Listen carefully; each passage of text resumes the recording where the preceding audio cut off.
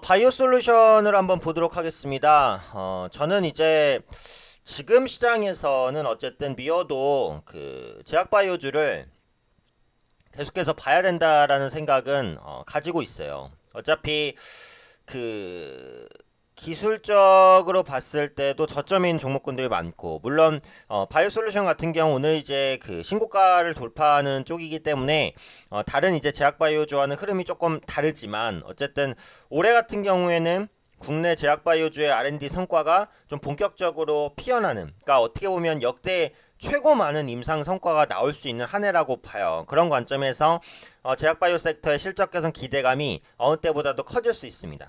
지금 말씀드리는 바이오 솔루션도 이제 마찬가지라고 보시면 되겠고요. 바이오 솔루션은 이제 세포 치료제 관련된 사업을 영위하고 있는 바이오주입니다. 그래서 금일은 이제 카티라이프 품목 허가 이슈로 인해서 급등하고 있는데, 이게 무엇인지, 그리고 앞으로 기대할 부분이 무엇인지, 어떤 부분이 있는지에 대해서 한번 체크해 보도록 하겠습니다. 우선 이제 그 카티라이프는 바이오 솔루션 아까도 말씀드렸듯이 이제 세포 치료제 전문 업체예요. 그러다 보니까 이제 카티라이프도 당연히 세포 치료제인데, 이게 이제 그 효능이 뭐냐면은 그 무릎 연골 재생 세포 치료제입니다. 말 그대로예요. 그래서 무릎 연골을 재생할 수 있는 치료제다, 이제 이렇게 보시면 될 것 같아요. 그래서 이게 약간 그 복잡한 설명을 하면, 환자 본인의 관절 외 연골 조직으로부터 분리해서 증식한 연골 세포를 제품으로 해서 연골 결손을 자가 치료하는 세포 치료제다 라는 부분입니다. 근데 이게 이제 임상을 했을 때 상당히 좋은 성과가 나왔어요. 1회 29 48주째 연골 결손 50% 이상 복구 비율이 97% 이상이었다고 합니다. 그러니까 굉장히 좋은 성과를 이제 냈다라고 보시면 될 것 같고, 완전히 그러니까 100% 복구된 환자 비율도 9할을 넘었다고 그래요.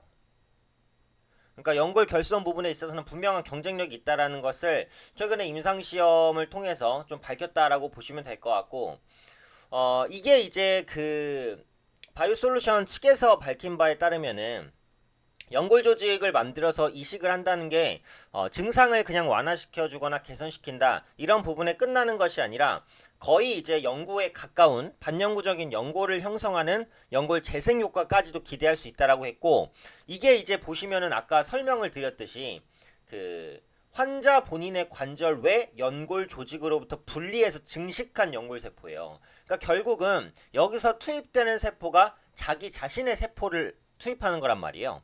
그러다 보니까 안정성이 굉장히 높다라는 거죠. 그러니까 외부 물질이 들어오는 게 아니라 자기의 세포가 결국은 자기 몸으로 들어오는 것이기 때문에 안정성이 높다라고 밝히고 있습니다. 그래서 그런 부분들이 크게 부각이 되는 것 같고, 이게 이제 그 상용화에 대한 기대감이 더 높을 수밖에 없는 게, 이 무릎 연골 재생이라는 부분은 어차피 대중적으로 많이 쓸 수밖에 없어요. 왜냐면은 우리나라 이제 그 골관절염 같은 경우에는 당연히 성인 노인일수록 많이 걸립니다. 그래서 유병률을 보면 50세 이상에서 4명 중에 1명 정도, 그리고 60세 이상의 30%, 70세 이상에는 40% 이상이 이 골관절염 환자예요. 그러다 보니까 우리나라 같은 경우 인구 고령화 추세가 계속해서 진행이 되다 보니까 이런 부분에 대한 치료 수요가 당연히 많을 수밖에 없죠. 그런 관점에서 카티라이프에 대한 기대감이 계속해서 높아진다라고 보시면 될 것 같고,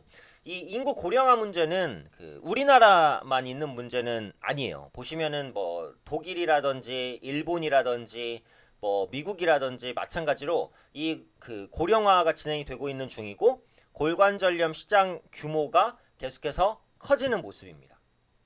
그래서 향후 5년 내로 거의 2배 정도까지 증가하면서 세계적으로는 100억 달러 이상의 그 시장을 형성할 것으로 보여지고 있어요. 그래서 지금 앞으로 카티라이프에 대한 과정을 좀 생각해 보면, 이번 품목 허가를 받았잖아요. 그래서 매출 성장에 대한 효과가 분명히 나올 것으로 보여지고 있고, 지금 판매 대행 관련해서 그 해외 업체와 협의를 하고 있다라고 합니다. 그래서 아마 상반기 중에 미국 FDA에 임상 승인 계획 신청서를 제출할 것으로 보여져요. 그러면 상반기에 이제 FDA에 그 임상 계획 승인 계획서를 내는 시기에 주가가 다시 한번 뜰 수도 있겠죠. 그래서 그런 부분들을 좀 함께 좀 생각을 해보시면 될 것 같고, 현재 이제 카티라이프의 허가로 기존의 피부세포 치료제 관련해서 3개 정도의 세포 치료제를 품목으로 보유하게 됩니다. 그래서 이런 부분에 대한 기대감이 앞으로 부각될 수 있다라고 보시면 될 것 같아요.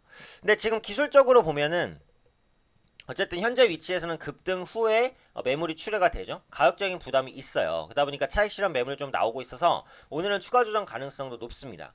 그러니까 지금 이 종목 같은 경우 보유하고 계셔도 일단은 매도 관점을 보시는 게 맞고, 신규 진입을 염두한다라고 한다면 결국 지지대가 될 가격은 5만원 후반에서 6만원 초반대라고 생각이 돼요. 거기가 이제 기술적인 전고점 지지대니까. 그래서 그 부분까지 만약에 이제 주가가 밀린다라고 한다면 충분히 매수 관점으로 보셔도 괜찮지 않을까 싶어요. 그리고 실적도 보면은 이 종목도 뭐 물론 실적이 이렇게 좋지는 않습니다. 근데 작년부터 시작해서 영업이익이 그래도 소폭이지만, 아주 소폭이지만 흑자 전환에 성공하는 모습들은 나타나고 있단 말이에요. 그래서 이런 부분들을 감안해 본다면 향후 성장주의 관점에서는 분명히 체크해 볼 수 있을 만한 기업 중에 하나다라고 생각을 합니다.